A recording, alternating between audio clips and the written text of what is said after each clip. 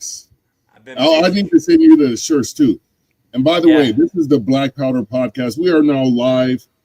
I was supposed to put Loren backstage as we usually do to introduce our guests, but we got all caught up in a moment talking about bar stories from the California Libertarian Convention. And with that being said, this is the Black Powder Podcast, the only real libertarian podcast that has ever existed in any universe you could think of, in any dimension. We're a multi-dimensional podcast. Being that we're the only real libertarian podcast, this is the only podcast where you will get true libertarians and true libertarian opinions that America needs at this point in time. And I got my guy Marcus, Eric here. Yeah. I lost your audio there for a minute. I don't know if it's me, Loren. You got? Hello? I can hear you both. All right. Okay. You're back now, Marcus. It blipped out Okay. there then. There was too much libertarianism. It was too Yeah. much. Way too much. That's right. That was the government. Yeah, they're shutting And, us down. As usual, and we want to start off by congratulating our good friend Eric Parker on the birth of his firstborn baby daughter. Congratulations, man. Thanks. Yeah. Yep. She's 13 days old, so Yeah, I'm living off Red Bull and coffee, getting a solid 4 hours of sleep, which I think is pretty good, honestly, even though it's broken up every 2 hours or so. But still, we're loving it. We're happy. We're enjoying it. Wouldn't trade it for anything.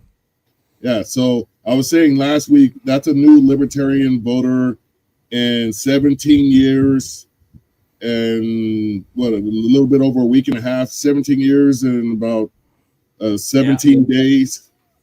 We're going to have a registered libertarian. Mm-hmm. Sweet.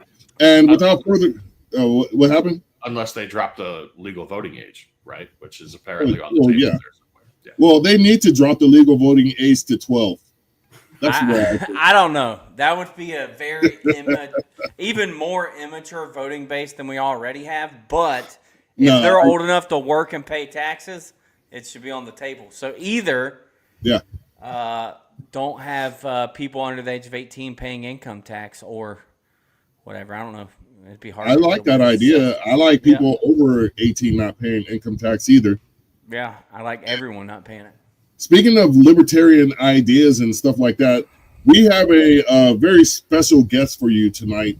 A guy that I had a chance to vote for in his new position, as well as hang out with and, have a good time. And right off the back, we had a bar story. So without further ado, Mr. Loren Dean, welcome to the podcast. Thank you for having me, Marcus. And thank you for voting for me. Oh, yeah. Well, my good friend Boomer, I trust his judgment. I was going there in observation, though, because that was my first convention, and it was a tad bit overwhelming, especially the people that I met, and it was pretty wild there. Eric, he does this. He's done this a lot more in his youthful life than I have, and he has more experience in conventions and stuff like that. Being that it was my first, I could say I did have a good time. It was interesting. A room full of libertarians is never dull. No, Something's going to happen. Yeah, a lot of people watching, right, Marcus? A lot of characters. Yeah. There was a very eclectic bunch of people there, and I stood out for more than one reason. Being I pretty much was the most attractive looking dude there. That's first and foremost what we have to go with. You're a sexy looking man, meat, Marcus. Yeah, there you go. There you go. Loren, so who are you and why did you run for chair of the Libertarian Party of California? Well, I'm a California returnee, which is really, really rare. A lot of people don't come back to California. I was raised in California. I grew up in Riverside, which is down in the South. But I left the state about 2005 in search of a place to raise my own kids. And we ended up in Oklahoma. So I raised my kids in Oklahoma, but came back in 2019. Kids were grown and gone. The company I was working for got bought. So I figured I would come on back to the land of my people. And it was astonishing to me I would say to people, yeah, I just moved back. And they would, without hesitation, ask, why? Yeah. Everyone was just stunned. Why would you come to California? That's crazy. You can't find a U-Haul leaving California. They're pretty cheap going to California.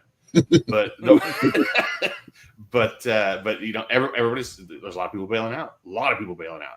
And the people who are still here, who are liberty oriented, it's easy for them to get in siege mode, because there's a lot that's wrong in California. California is broken in so many ways, but it's beautiful, man. California is just an amazing place to live. Somebody's got to stand and fight for this place. And it's been beautiful. It's been something that has been romanticized for a long, long time. The name California comes from like Spanish fairy tales when they first encountered the land. It's, everything about California is just cool and great. The weather's awesome. The landforms are amazing. Everything is plentiful. California is just a marvelous place to live. And unfortunately, government has screwed it up. In almost every particular, we just had a city burned to the ground. There was no water in the fire hydrants, and we could see $8 a gallon gas by the end of the year because refineries are shutting down because of government. Just over and over and over and over again, right? You can't buy a car, you can't buy a house. The median house price is like $700,000 or something. And that blows up home prices all across the Mountain West because people will sell their little house. I had some friends a few years ago, and they lived in a suburb of San Diego, and they were living in a little old row house. It was 1,500 square feet, 3-bedroom house. They sold it for $525,000 then, and they moved to Idaho. And they went up to Idaho. They got up to Idaho, and they went looking around in Idaho where her dad already lived. And they were talking to the realtor, and they said, you know what, just show us the range, right? Like, show us what's the biggest and show us the smallest, just so we get a sense of what this market looks like. And so they ended up out in this new development, and the realtor showed them this home, and it was 3,500 square feet, and it had 2 master bedrooms and a 4-car garage, and it was 3 stories. It was an absurd house. It was a house beyond anything that any normal person would think, yeah, this is a house. And they said, how much is this? And the realtor said $499. And so sold. So there they are, right? And they totally planted their flag there. And I called him up about 6 months later. I said, hey man, how's it going up there? And he's like, yeah, I love it up here, but I haven't met anybody from Idaho yet. Everybody up here has moved in here from someplace else.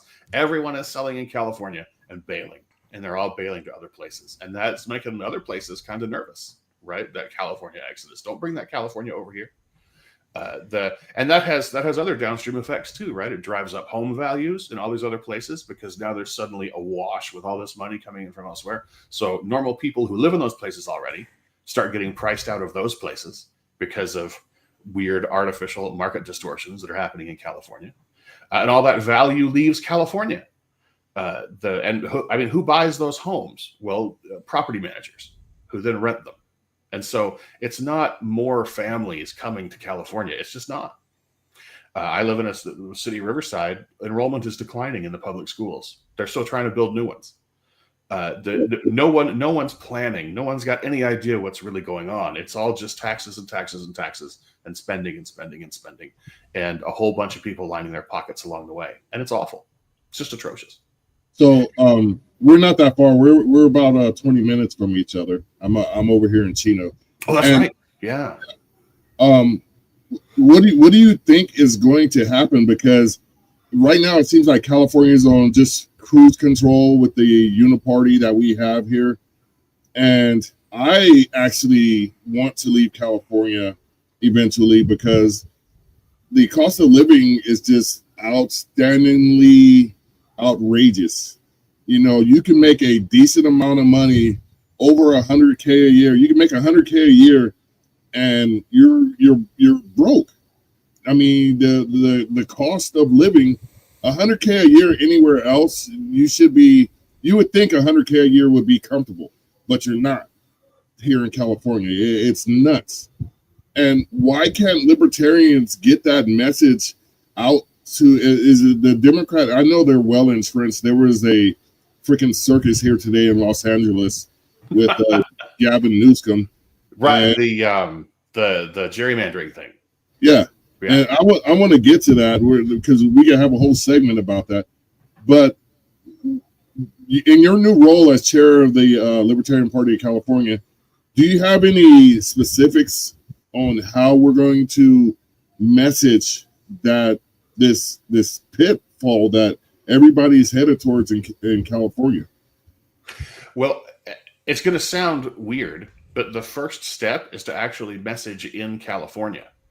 One of the biggest traps I think that a lot of libertarian messaging wants to fall into is that it targets the federal level. And this is one of the things that we see in, like New Hampshire, right? The Libertarian Party of New Hampshire, and the way that they tweet, like they're hitting these big topics that are all federal, but that's all far away stuff that you don't really have any impact over. And there's lots of other stuff that's much closer to home that you can see that is bad and stupid. Somebody needs to point it out. That, and the same is true. This is just kind of the way the news works, right? The news is completely consumed with Trump. He's so rent free in their heads. He can say anything and do anything, and it's just wall to wall. It's 24 hours. It's all Trump. And but in the meantime, you get a guy like Gavin Newsom, right? Or the California legislature, Scott Wiener and Corey Jackson, and a whole bunch of the other dirtbags and weasels that inhabit the halls of Sacramento. Yes. And they just get to keep doing whatever it is they're doing and writing absurd bills and raising taxes. In fact, there's a great big assembly bill right now that's going to make it easier to raise taxes by virtue of the fact that it will camouflage the way that the taxes are explained in the ballot literature. Right now, like there has to be some details included in the fundamental ballot literature for like, here's how much this tax would be, and here's how much it's supposed to raise, and here's how long it's supposed to last. All of those details, according to this new bill that's floating around, will be omitted from the basic literature. You're going to have to go look it up to find it. Well, who's going to do that? That's just not how people vote today. Now, is there room for the Libertarian Party messaging to start highlighting that stuff? Sure. But again, that requires that our focus be in California. There's plenty to hate right here in California. Nobody has to get distracted by the shiny object that is the imperial intriguing around the Washington, D.C. You just don't have to do it. There's lots of stuff to talk about right here. And so that really is step one, is just keeping the messaging in California so that people understand how bad California is. And they're not just looking at their bills or or even their grocery bill, especially, and saying, why is this like this? Well, let's explain why that is. Let's explain permitting systems and permission slips and middleman fees and fees after fees after fees and taxes after taxes after taxes, regulatory compliance costs, all of that. Let's explain all that slowly over time so that people can start to unwind it for themselves and see how it affects them in their communities and who's really to blame. Because who's to blame is not really the federal government. Who's to blame is often your city council, who has decided that they need to have one more extra layer of permitting required for something that then is a compliance cost on people that doesn't need to be there. Or your board of county supervisors, who has decided that they have to have one more extra permit thing that somebody has to buy, and on and on and on. You shouldn't need a permission slip to live your life. You just shouldn't. Everything about permission slips is stupid, and the people need to have pointed out to them that you don't need a permission slip. You just don't. You can just live your life. And there's some lightweight encouragement there to engage in a little bit of agorism. I think that never hurt anybody. They try and starve the beast a little bit by simply operating in a parallel system, to pay cash at the farmer's market. Word, Eric? Yeah, so I guess from my perspective, and you are kind of saying you don't want to focus on national, but I want to see if I can compare, because I'm not from California, so kind of compare the state of the Libertarian Party of California to, say, the National Libertarian Party. How is the Libertarian Party of California? Are they functioning better? Are they good at fundraising? How are they on memberships? How are they with affiliates, county affiliates? Are you focusing on like growing the party, creating new affiliates, and being active at the local level? Like, it's a lot easier to do that at the state level than talk from a national perspective. So can you kind of break it down? What's the state of the party, if you will, of California? Well, unfortunately, the state of the party in California had slowed to a halt. The California was afflicted, like many other state affiliates across the country. There's been a lot of deep infighting, factional infighting, that has been really the focus of California internally for years, almost 10 years now. So that's been a problem. It's been a huge problem. And a whole bunch of people have been really, really offended. A whole bunch of people have been really, really insulted. A lot of members canceled their membership. Donors started to kind of ease away. And it shows. It shows in any of the metrics. It shows in all the numbers. So the first goal for me is to just continue to express and continue to hit that those days are done. My job as chair is not to put my thumb on the scale for a faction. My job as chair is to be the referee between the factions, because the factions will still exist. There's no whipping those people from the party. There is no such thing as those people. They're the other libertarians that are libertarians with you.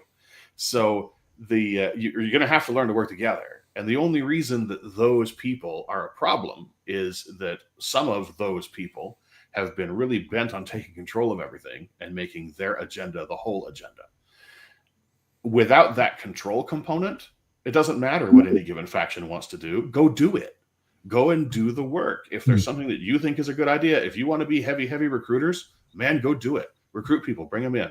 If you want to work for ballot access, go do it. Bring them in. That's not as big a problem in California as it is elsewhere, but it still matters. If you want to recruit candidates, go do it. Go do those things. And that was what I was looking for to join me on the executive committee. I feel like those are the people who have joined me on the executive committee, and I'm excited to see where we go from here. I'm excited to see actual work happen. The deal I made with every member of the executive committee was, you need to have a project that's pointed outward from the party, something that you want to do.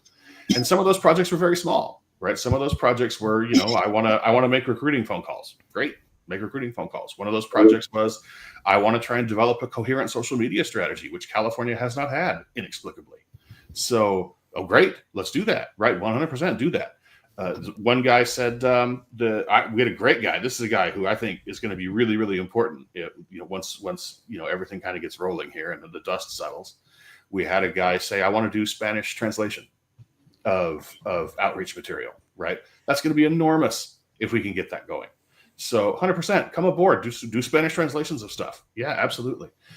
The point is that each of these people on the executive committee have chosen a project that is grounded in their own passion. This is a thing that they want to do. They haven't been voluntold to do it. They haven't come aboard because I've got a vision and I'm going to put everybody in a place where they're going to do stuff and they're just going to do it like widgets. No, that's not how libertarians work. You all know that.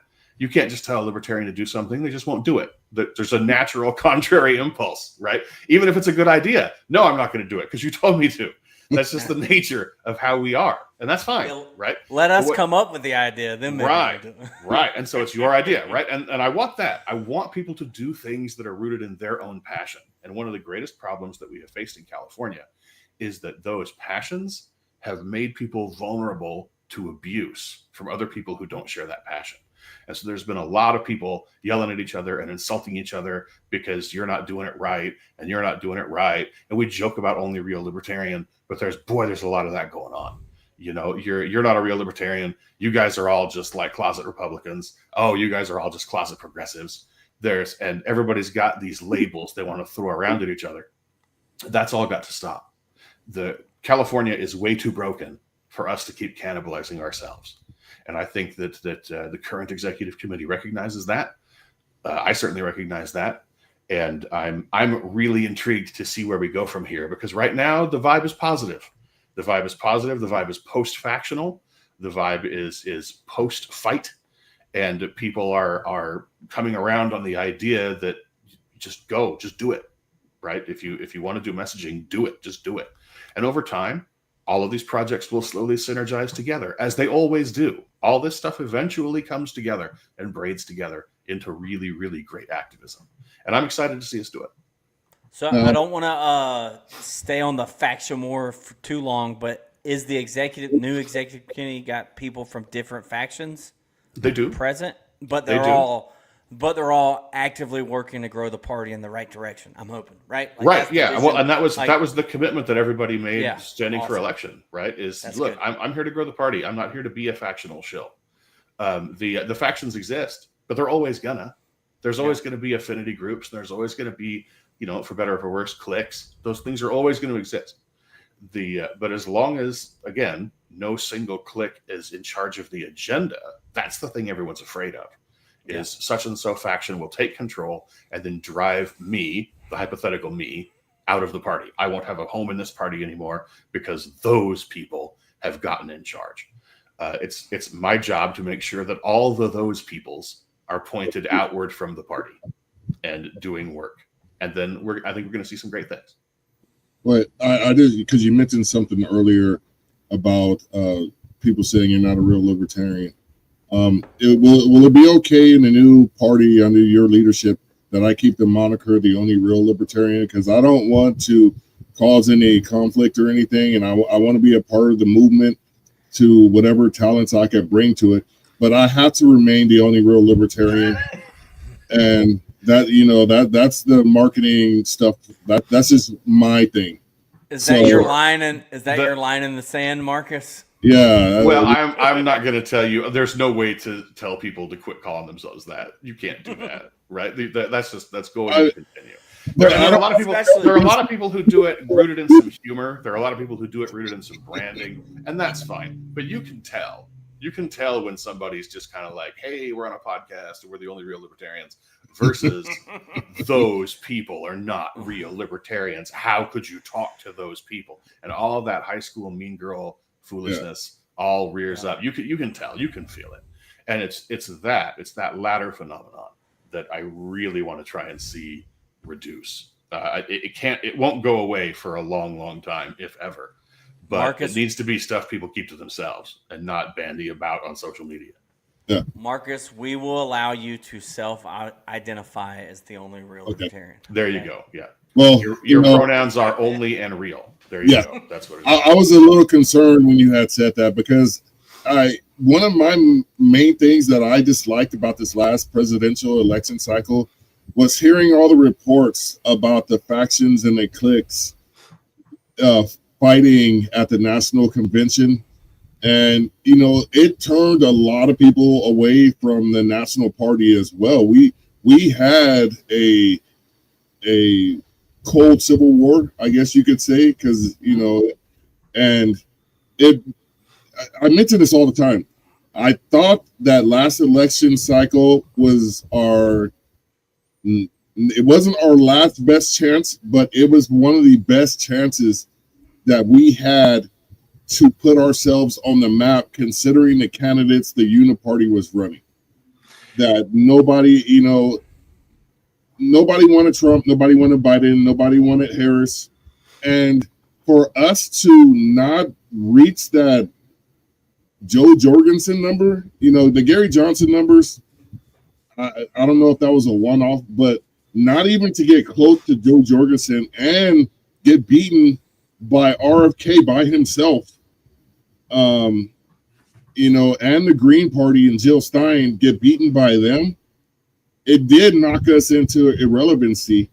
And, we talk about local here a lot. And where do you envision running candidates locally, or has that come across the table yet?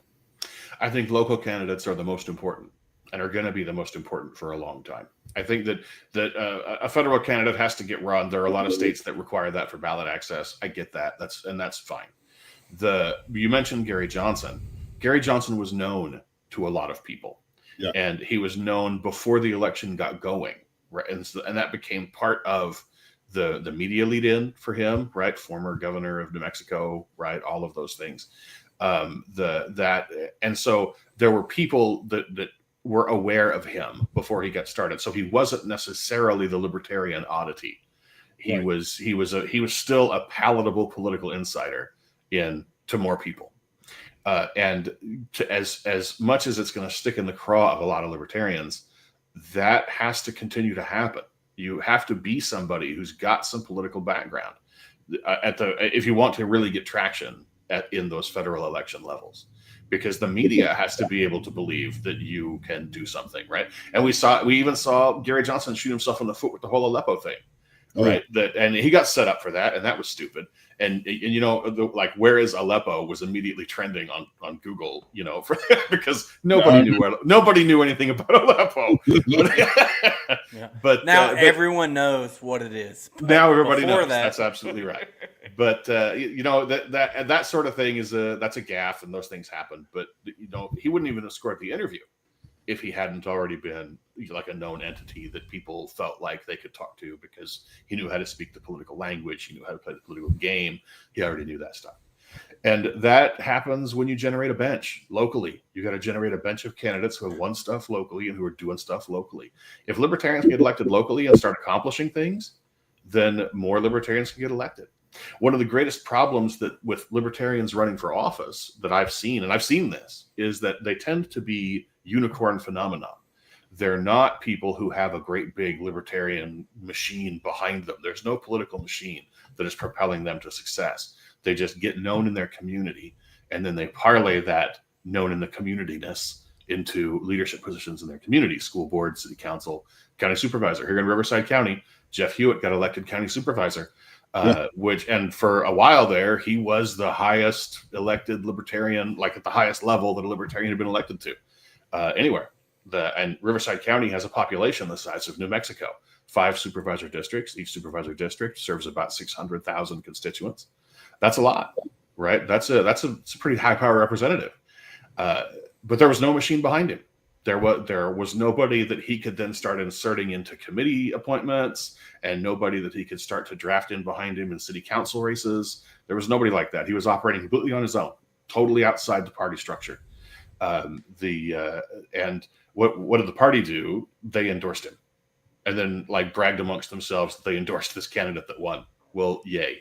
But nothing happened downstream of that. And then he got defeated in the next election because everybody realized that he was an absurd threat to the broad order, and so the public sector unions took him out.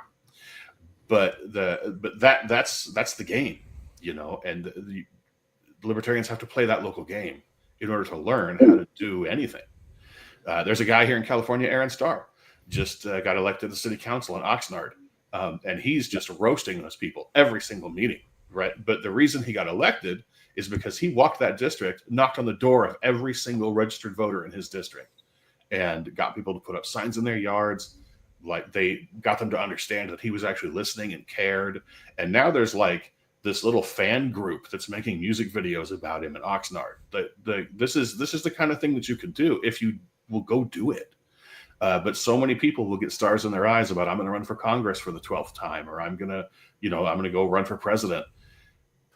Which, again, there's a numbers reason for that, but you're not moving the needle. You're not going to recruit anybody to the party based on that. What's going to recruit people to the party is when local libertarians get elected to local stuff, affect liberty solutions to things, and people realize, hey, what this guy has to say is legit. This thing works. Right. So there was a guy that commented on our Facebook page when I wrote a post about being a libertarian, and he said libertarians want kids to have access to porn and drugs, and literally that's what he said. And I was like, bro, I know a lot of libertarians. Nobody wants your kid to be watching porn or doing drugs. And he was like, well, I know that, but you know, he talked about the war on drugs, and I had to like explain to him, because a lot of times libertarians will just get mad, call him a status, and tell him shut the hell up. But I told him, I was like, what has the war on drugs done for anybody? It hasn't done a damn thing. And I think it's all about the U.S. has lost. The U.S. has lost the war on drugs. I would like to congratulate drugs for winning the war on drugs. Well done, drugs. Yeah, and you're at this point, you're probably talking about $7 to $10 trillion that has been wasted, and you knock that off the national deficit, and it's the picture it doesn't look good because it's still in the trillions, but it looks better. And this thing about doing the same thing over and over again, somebody had said something about that, doing stuff over and over again and expecting different results. That's the type of messaging that we need to get out to the people, that look what's working and what's not working. Right. And that not only do I think that we need to be local, but I brought up that guy because of the messaging that the public perception is of, and the public perception of libertarians. And that's where we have to take the social media approach. You mentioned that one project. I think that's one of the best ones, because if we're not going to do the messaging that type that got Trump elected when he went on podcasts, or he pointed to podcasts saying, listen to this guy, that's where people get their news from. That's where people get their information from. We have to adjust to that.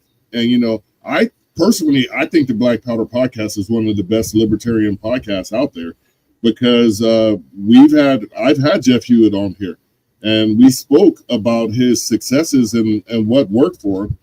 And the host, that handsome black dude, pretty tall, I mean, he's easy on the eyes and easy on the ears. Eric Parker, you're all right, but I don't know. There's a little human in the world because of Eric Parker, so he's doing something right. Yeah, I was thinking that somebody likes people him. Love me. Yeah, exactly. At least once. Exactly. Kenneth has a chat here. I want to talk about this. Overcoming the absurd misconceptions about libertarianism is as hard to overcome as the wasted vote lie. That's totally right. And so the question that we have to ask ourselves is, how do we overcome that misconception? And Marcus, you talked about social media. I think that it's a great tool. Now, what is it a great tool for? Well, I mean, there's a lot of potential things there, but I think that one of those that is not immediately apparent to a lot of people is that it's going to force us as libertarians to figure out how to explain our position in 75 characters or less, which is a challenge for a lot of libertarians. And you're going to get, a libertarian will get hit with, oh, well, you just want kids to have drugs and porn.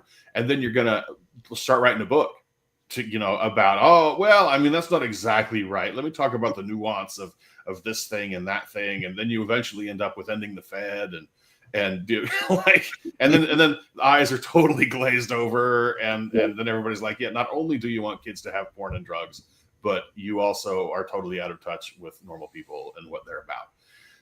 But if you can loop something like that, I went to a Braver Angels meeting. Are you guys familiar with Braver Angels? This is a group that's kind of operating tangentially to the liberty movement sphere. These are guys who try to get what they call Team Red and Team Blue to come together and speak objectively about themselves to each other, which seems like kind of a good idea in our incredibly polarized place. So I went to one of these meetings and I participated in this meeting. I participated as a Red because that was the only place I could sign up. But one of the, after some exercises of people thinking about, and really trying to share amongst themselves what they really felt about a thing and be objective about it, they did this thing where they said, okay, now turn to the guy next to you. And we were all seated red, blue, red, blue, red, blue, red, blue, all around this horseshoe, right? And they said, and now talk about your impressions of the stuff that you've just heard, right? So you have to actually look at a guy next to you and do it. So the guy next to me, I'm going to call him Jim. I don't remember his name. Jim was not his real name. That's fine. He turns to me and he starts with, it just boggles my mind that you guys don't believe in science. Like, he led with that. Like this was a group of people who had self-selected to come to a thing where they knew they were going to have to try and be objective about their positions and try and be honest with each other and have a conversation in good faith. And that guy led with, you're all science deniers. Right. Nice. So I had a conversation with him. Right. And we had a little conversation there, and we talked about, I didn't talk about, well, no, we're not science deniers. We think that science is fine. The point is that science is completely co-opted by government. And that's because of all the financial problems. And so we need to end the Fed. Right. Like, I didn't do that. That's a libertarian answer. Yeah. But in this particular instance, that's not the right libertarian answer. Right. And the right libertarian answer was to have a conversation with him about people living their lives their way and people choosing what to put in and out of their bodies. And that's important because you own your body and you get to decide what goes in it. And ultimately, You can't force somebody to live their life your way. You can't force somebody to agree with you. The best you can do is force them to pretend to agree with you. And that's a pretty vicious thing to do to your neighbor when you think about it. And this guy's brain exploded. Like he'd never even considered that that was like a thing, that what he was talking about doing was forcing his neighbor to pretend to agree with him when they did not. And that sort of thing, like put yourself in this position, right? Do you want somebody in your life 24 hours a day trying to make you comply with something that you don't want to do? No, you don't want that in your life. Don't do that to other people. I think the great response to you guys all just want everybody to have drugs is no, we want everybody to be able to make their own decisions about what they put in their body. And that means that some people are going to put some stuff in their body that you think is weird. But the hardest thing about liberty is getting your head around the idea that somebody is going to use their liberty to do something you think is stupid or objective or offensive or even self-destructive. But you can't be in that guy's life to force him to live his life your way 24/7. And if you outsource that to government, that's a really vicious thing to do to your neighbor. If you try and get some guy with a gun to go force your neighbor to live his life your way all the time, that's a horrible thing to do to somebody. Why would you do that? Precisely. Yeah. Loren, that was one of the best examples of communicating liberty, like in the real world to someone. You know what I mean? Like, and I think that's a major problem. And Marcus alluded to that, and you did too. Like, the problem with social media is we're not really given that opportunity to really explain. Now, I'm gonna bring, if y'all are cool with it, bring it back to like candidates.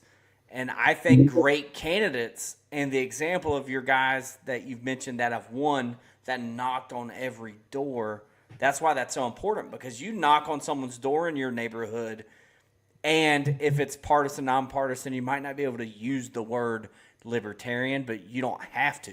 You know what I mean? Right. You ask them, hey, I'm running for city council, I'm just knocking on doors, handing out my information. I want to know what is important to you and what do you expect from city council if I'm elected? What do you expect from me if I'm elected? You know what I mean? That was Aaron Starr here in California gave like an hour-long presentation about how he got himself elected to the Oxnard City Council. And one of the things that he talked about was that as he went door to door, he had a little survey. And he said, okay, here's this list, 5 or 6 things, right? Roads, whatever. What are the things that you think are the most important here in town? Which one do you think is most important on this list? And whichever one they picked, he had a little quick thing about that, right? Here's what I'm going to try and do for that. And it was all tied back to first principles, right? And so he didn't ever have to tell anybody he was a libertarian. It's a nonpartisan office, so he doesn't really have to do that anyway. But if you're just and more often than not, if you lay out the libertarian position to somebody without calling it the libertarian position, they'll be like, yeah, that's right. Right. But as soon as you then say, well, that's the libertarian position, they'll be like, oh, well, I'm not a freak. I'm not a libertarian. Right? Drugs and porn? Heroin and vending machines? Or roads, like you said on the survey. Right. The roads is the classic one, right? Who would build the roads? Well, yeah.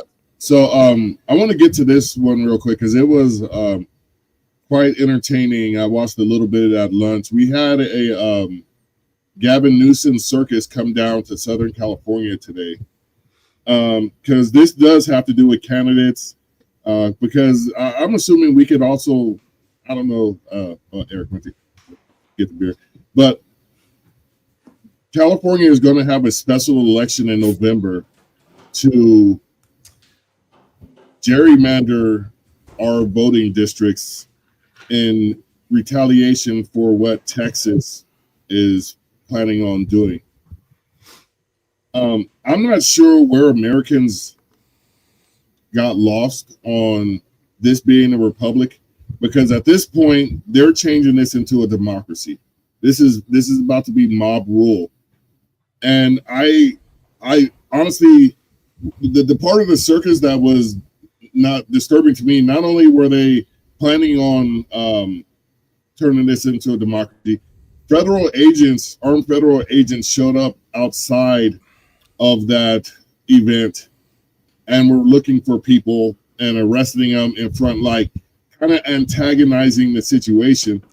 And anytime you mix armed law enforcement, paramilitary groups, and politics, I've seen this movie before.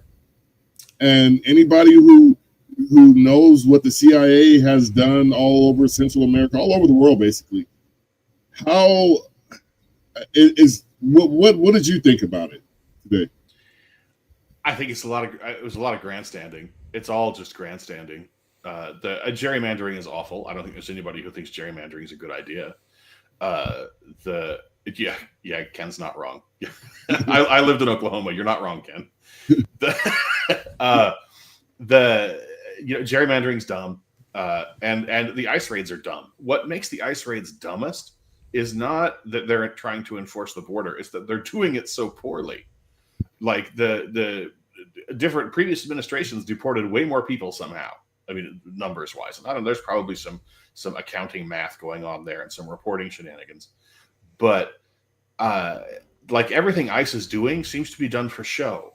And I get that they're trying to get some shock and awe here to try and get people to self-deport, but at some point, what you're going to end up with backlash is what you're going to end up with. You're going to end up with people who try to actively resist. Someone's going to try to actively resist, and we're going to end up. I mean, we're going to end up with something Rodney King-ish again. We're going to end up with federal agents beating somebody in the street, and somebody who doesn't need to get beat, like an actual American citizen. And that's going to be a problem. That's going to be a real problem here in California. How will that play out? Man, I don't know. There's so many moving parts. But I'll tell you what libertarians need to do in preparation for something like that is be active, known entities in their community. Because you can't just ride in out of the desert in a crisis and say, I am the mad libertarian hermit, and I know exactly what we need to be doing now. Listen to me, everyone. Nobody's going to listen to you because nobody knows you. But if you've been in the room and you've been voicing some real principles for a long time, and you've figured out how to explain those principles to normal people, your neighbors, and not have long conversations about the faraway federal government or ending the Fed or taxation and theft or whatever, but actually talking about choice and freedom in your neighborhood and choice and freedom in your community, then people are going to listen to you. But you got to get known. You got to be known to people. That means you got to show up to meetings. That means you've got to go be part of a neighborhood group. It means you got to go pay attention to the agendas of your city council and your school board. That takes time because those people are really good at hiding the stuff they're doing because they really want nobody to be watching. But that means you got to be watching. You just have to be doing it. Whatever happens next, the only way that libertarians help is if they are known in their communities ahead of time. I think it will be a violent episode sooner than later with all the ICE raids and right. What pissed me off, and libertarians might become some kind of a sanctuary group, right? Not like sanctuary, but just somebody who can say, hey, if stuff gets weird, I want you to know, tell your neighbor, right? If stuff gets weird, neighbor, I want you to know you can come over to my house, right? Yeah. And you'll be safe over here, and it's cool. And if you're just cool like that, it's amazing how many other people will be cool for you. I actually have a term for that. I call it the umbrella. And I tell my friends, you come with me, you'll be under the umbrella. Eric, did you have something? Yeah, well, and for those of us that haven't seen the Gavin Newsom video or the press conference about gerrymandering, is he basically saying, hey, because Texas is going to lose 5 seats, we're going to make up for it here in California? Yes, that's exactly what he's saying. Yeah. So, and I haven't followed LP California social media. Have y'all done a press release yet and said, hey, look, we oppose gerrymandering altogether. We think that, your representatives should choose your representatives and your representatives shouldn't choose you. That's one of the best examples of gerrymandering. And Marcus uses that often, I believe, right? I like that a lot. Saying whenever your elected officials choose their constituents by gerrymandering. That's not, like you said, making a good makeup of your community. Yeah. So I'm just saying, is there you're new into the role. I'm not trying to beat you up if y'all haven't done a press release. No, not at all. Because this is actually a great example of something that we've been out of position to take advantage of. Yeah. That factional infighting ground everything to a halt, and we've been picking up the pieces now for 2.5 weeks. We're having our first real executive committee meeting tomorrow. Yeah. And so things like the communications committee and the social media and stuff is going to come together officially tomorrow. They've been slowly taking control of all the different accounts making sure of what's what. But that communication strategy is going to be something that gets developed here in the coming weeks and months. Sadly, it's not already in place, right? And so there are current events, there are things happening, there's stuff in the news that we can't take advantage of, and we can't message on because we've been so concerned with punching each other in the nuts that we're not paying attention to what's going on outside the party, and that's a tragedy. It really is a tragedy.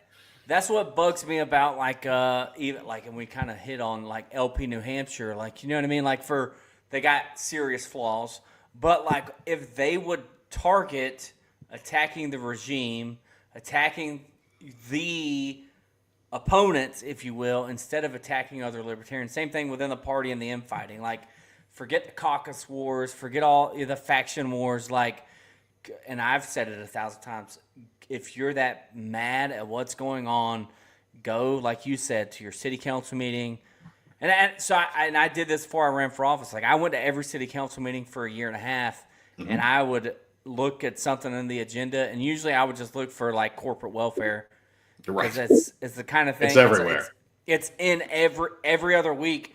Your local government is giving your tax money away to some well-connected business person. And that's the kind of idea that free market Republicans and you would think progressive liberals would be against. You know, that type of messaging, cohesive, bring people back to the party. You know, yeah, you're absolutely right. But that kind of knowledge, right, going to the city council and paying attention to the agenda means that you're going to find some names and some people that you've never heard of before. And you're going to keep seeing those names. You're going to keep seeing people who are drifting into this sphere from the Chamber of Commerce. You're going to see all of the tiny little core of contractors who somehow get all the jobs that the city is drafting out.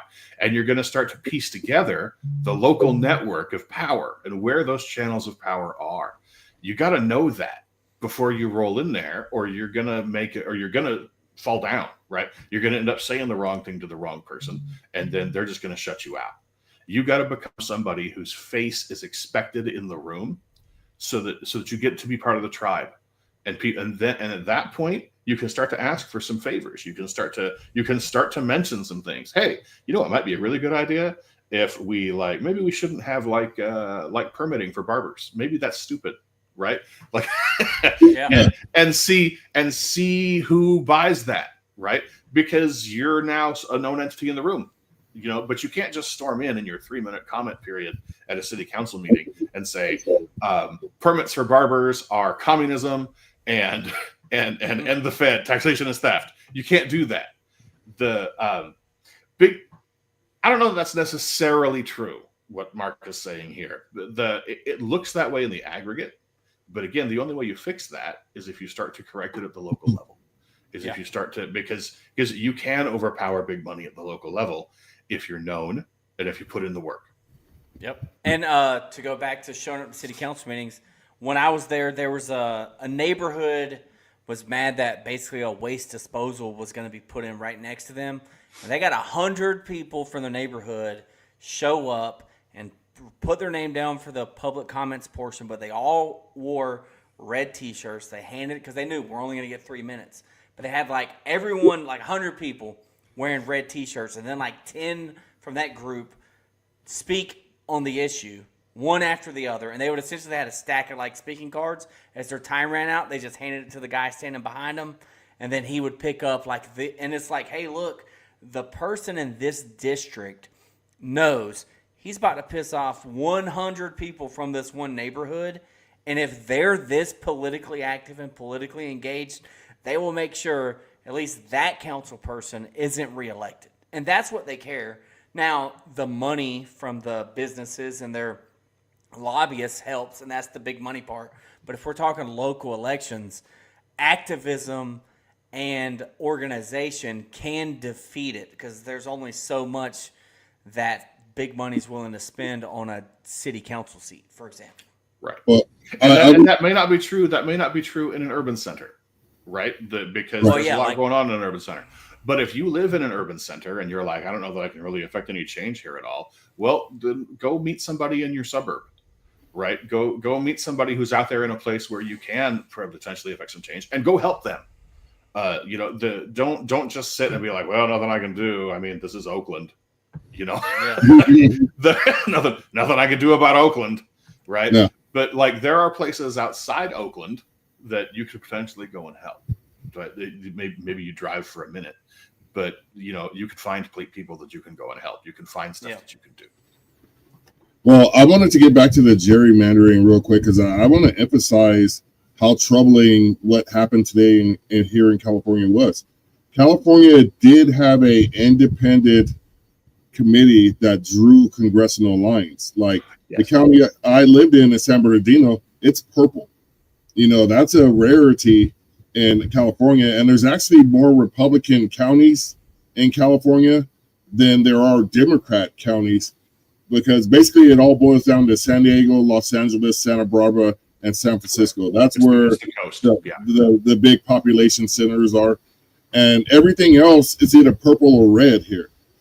But the fact that we are effectively taking away that power, and Californians are going to vote on it, and they're going to do so because, a lot of people in California hate Republicans that much, where if they're doing this, we need to respond.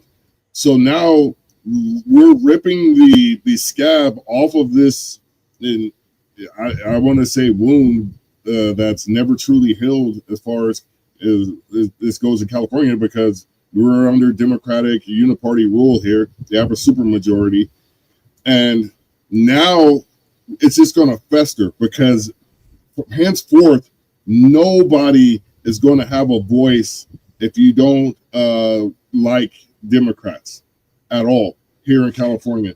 And that is a scary thought. And this is a domino effect. Now other states have been talking about this. And this is where we get to this point in America where we're just, like I said earlier, we're simply no longer a republic. And to me, that's kind of scary for the Libertarian Party too, because ballot access is already an issue all over the place. It's only going to get worse if this is the direction America is going right now. And one last point I want to make, and everybody knows I'm not a big Trump fan, and I have my personal reasons for it, mainly COVID. But he has really gotten my crawl lately because he's elevating Gavin Newsom. That was basically his 2028 I'm running for president campaign introduction, similar to like Barack Obama had at the DNC here in Los Angeles that one year, where he introduced himself as a champion for, I was looking at populism today, and it's more of a left-wing leaning, from what I was reading, a left-wing leaning ideology. But Trump has added that nationalist populism to his camp. And now we have Gavin Newsom coming in here trying to be a populist too, saying he's fighting for the little guy. This is bad all the way around. Yeah, the populism is an inherently collectivizing thing, right? You're creating in groups and out groups, and if you belong to the in group, then you're righteous, and if you belong to the out group, then you're evil. And so it is critical that we, the good group, defeat the evil group, lest they defeat us. It's an absurd statement that stops holding as soon as you go talk to real people. If you can sit down and have an honest conversation with individual people, you're going to find that you agree on pretty much everything. Everybody loves their kids. Everybody wants to see their kids be better than them. Depending on where you live, everybody kind of is a fan of a sports team or other, right? And so there's places where you can find common ground with people. Populism tries to rip all that up for the gain of a very small group of people. And that's a shame. I think you're absolutely right that taking this redistricting away from the independent boards and panels that had been doing it is a terrible idea. And I think that is the minefield that Gavin Newsom finds himself in. And I think that I seized for a second. I want to make sure I didn't drop. I think there's a danger here that Gavin Newsom could find himself in the crosshairs of groups that he thought were his friends, because they don't want to lose independent control of that redistricting process. This highlights the fact that the Democrat Party is also experiencing enormous factional strife right now. And so, And frankly, there are other potential Democrat leaders who don't want to see Gavin Newsom succeed. And they're going to stay real quiet if he comes under fire for this redistricting, gerrymandering thing. They're going to let him take all the heat. And if it's successful, they'll all swarm in behind him. But none of them are going to try and support him until it's clear that he's going to win. Yeah. So, really quick to piggyback and from my point, wrap up my last question / statement. With Gavin Newsom essentially putting his foot in his own mouth, causing that own internal strife within his own party by getting behind gerrymandering. I've heard Marcus say multiple times the voting base in California, independents and third parties almost outnumber, if they don't already, Republicans and Democrat voters.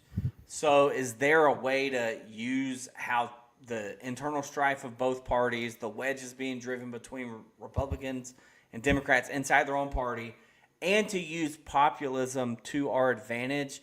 And I have a theory, I'm sure, I'm not the first person to think about this, but there's some heavy hitters in California, like a Nicole Shanahan, for example, who used to be a progressive, super wealthy millionaire, that has come closer to libertarianism since she was RFK's running mate. Is there any movement maybe to try to recruit some people like that into the Libertarian Party of California, or use the people you already have in the party, like a Lars Mapstead? Marco's telling me in the backstage before this show about the guy who owned the hotel that the convention was at. These types of heavy Chris hitters, Ruffer, get them involved. And essentially, even though we might not win, but run him as like a gubernatorial candidate or something like that, a good mouthpiece for liberty and libertarianism and the Libertarian Party of California. I know that's a lot there, but use populism to our advantage and see if we could do anything. And then I'll hand it off from there. That's all I got. That's a lot, but yeah. Well, it would be great if that could happen. And people other people have done that. Michael Schellenberger ran a great kind of quasi-independent run for governor. There are people out there. There's a growing population of people who are kind of finding each other in the broader liberty sphere within the liberty movement, and that's a good thing. One of the things that we as libertarians and the Libertarian Party need to get over is the fact that the Libertarian Party is not the liberty movement. We're a node in the broader liberty movement, and we can potentially we exist really to provide people potentially ballot access if they're getting locked out by somebody else. Now, in order to get that ballot access, you're going to have to espouse some libertarian principles. You can't just do it, right? But our existence is very important there. There are things that 527 organizations can do that other nonprofits can't do. And so it is good that we exist for those purposes. But not all liberty-oriented political activity has to run through the Libertarian Party. And there are lots of people who are doing lots of independent things. And as they find each other, they're going to be doing more. We've even seen lately, right? There's an awful lot of Silicon Valley billionaires who are not funding Democrat stuff as much as they used to, because they know that ultimately those people are coming for them.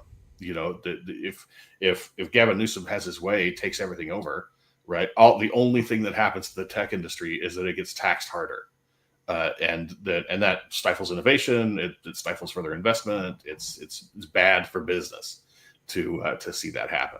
So there's a lot of money that's lining up against Gavin Newsom already, I think, in a lot of places. How much of that is making its way into the Libertarian Party? Well, not much yet, because we've been busy beating each other up and not showing ourselves as professionals to folks who care about those sorts of things. I'm hoping that we can turn that around, and I feel good about our ability to turn that around. But it's going to take some time, sadly. Cool. So we're going to start wrapping this up. My last question to you is, where do you see how long is your term? Is it year to year? 2 years. 2 years. So where do you see the Libertarian Party in 2 years in California? I see the Libertarian Party having a stronger set of county affiliates. That really is the goal. I see the Libertarian Party doing a lot more growing at the grassroots local level. That's the hope, that's the goal, and that's the vision that I have. That happens because that will happen because the state level, the executive committee, me and the executive committee, will make that the focus, right? It's all recruiting and getting people involved. And then once an affiliate gets going, then we start to focus more recruiting calls in that zone to try and grow it into a critical mass that can start to recruit a candidate. All these things all feed to each other eventually. A lot of that is going to be social media stuff, right? The Libertarian Party of California needs to have a constant, coherent, refreshed, good social media presence across all the platforms. Part of that allows us to communicate these principles. Part of that means that it helps drive the conversation about those principles, but it also gives the county affiliates content to roll onto their feeds so that their feeds stay refreshed and their feeds stay up to date and their feeds stay current and don't just become terrible troll farms. That's the kind of support that I'm looking to give to those local affiliates, to grow the local affiliates, because the action happens in the counties. The action happens for the county affiliates. So my goal, my hope, my vision for the next 2 years is to grow and strengthen those county affiliates so that they can do real local work that moves the needle. So, Marcus, great point. I'm going to give Marcus a call to action on behalf of Loren here. If you haven't reached out to your county affiliate in California, you should, and go to the next meeting. If they don't have one, you should start one. That's how it starts right here. And I say that I was the former chair here in Guilford County, North Carolina. I'm now the treasurer secretary. I went to our meeting. We changed locations, but I was at a meeting yesterday. So I'm putting truth to power. I don't know if I used that in the right context. No, not at all. There's an old proverb that the best time to plant a tree was 20 years ago, but the second best time is now. Exactly. Gotcha. So, you know what? Since Eric put me on the spot, I have looked into it. I think they meet on Tuesdays, and it's not actually that far away from me. So I'll give Eric my word that I will look at it, and the next possible one I can attend, I will be there. Just because I need to beautify the party. I mean, this is going back. Loren and I were hanging out at the bar. Here we go. Go ahead. Are we going to get the story? This crazy part is that it really isn't even that much of a story. It just was a bizarre thing that happened. It was weird. It was the last day. Like, I think I'd been, yeah, it was the very last day. Saturday night. No, you're right. It was Saturday night. Yeah. And I had spent all day Saturday just glad handing all over the convention, right? Just making the pitch, right? Hey, here's my plan. Here's what I want to see happen. I had talked to a lot of people, and I was just roasted by the end of the night. And it's getting to be like midnight, and like, I know I've still got to go back to my room and try and like write some kind of speech for tomorrow. But the hotel is beautiful, and so there were little gatherings of people all over the hotel, and I had filtered through several, and eventually landed in the bar just to get a drink because I was dry, and I don't actually drink alcohol, right? So when I go in a bar, I just get a Sprite because generally the bartender will give it to you for free. So so I roll into the bar. Hey man, can I just have a Sprite? And the little bartender is like, yeah, sure. And so she's getting the Sprite, and I look to my right, and there's this like chilling homie guy who's disassembling a cigar because you can't smoke inside in California. And I nod to him and he nods to me. And I turn to my left and there's just this woman there, just from out of nowhere. and she's drunk, unbelievably drunk, doesn't even know really where she's at, but she's drunk and on the make. I've never actually been hit on in a bar until the Libertarian Convention in Santanella in 2025. And it was, I was flattered for a second, and then I was like, no, come on. I'm 50 years old. I'm drinking a Sprite at midnight. You have a great night, honey. Yeah. But, I mean, not only do libertarians love Loren, so do the ladies. He just has that animal magnetism. They just got to be drunk enough. Yeah. That I think he's going to be, you're going to be very successful in this, because I'm going to, I voted for you and I support you. Obviously, I would love to get you back on here again after you guys start moving the needle, so to speak, and pulling the rope in the same direction. All those good cliches about doing what's right with the party. Eric, did you have anything else? Not Loren. It was great meeting you. I wish you luck. And like Marcus said, reach out if you ever have like a call to action you need our help with or anything. We don't even necessarily have to come on to a whole episode. We could probably do a short, or if you want to send a video, we could share it for you. Call to actions, people getting involved, shout outs to like counties trying to start affiliates, whatever you want from us. Let us know any way we can help. I appreciate that. Thank you. We got a pretty decent reach. And here's the website for anybody in California. I encourage you to go join. It's only getting worse here. We're in the process of rebuilding the website and the social media, so forgive our dust. Don't let it scare you off. But yeah, find your local affiliates and get involved. Absolutely. Just go meet them. Have some lunch. Yeah. So, Loren, do you have any closing remarks or anything? You got to get involved. I mean, will repeat the calls to action that have been said so far. You, Marcus, sure, but the broader hypothetical you, right? Yeah, okay. You in the sound of my voice. Y'all. There we go. That's Oklahoma coming back. Y'all got to get involved. The time is now. There's not going to be a better time. It's only going to get worse from here. And you've got to get known in your community. You've got to get known to other libertarians in your community. You've got to understand what's going on in your community and how it works, because they're going to need you and they're going to need your liberty voice. And the time is now to learn how to express that liberty voice to people in a way that they will listen to. So do it. Excellent. Do you have any social media or anything that you want to point to? Well, the Libertarian Party of California is findable on X and Facebook and Instagram. I think they're gonna heat up a TikTok here before too terribly much longer. But those channels are not hard to find. But then the main website is a great place to start too. All right. With that being said, this has been the Black Powder Podcast. I want to thank everybody who watched, listened, and to echo Loren's words, please get involved, because like we both said, it's not getting any better and it's going to get worse if people don't step up. We don't need an armed revolution, but there needs to be a revolution because we are losing our republic. With that being said, we always end this podcast with these fabled words: live free or die. Or die. Thank you, Loren. Thank you.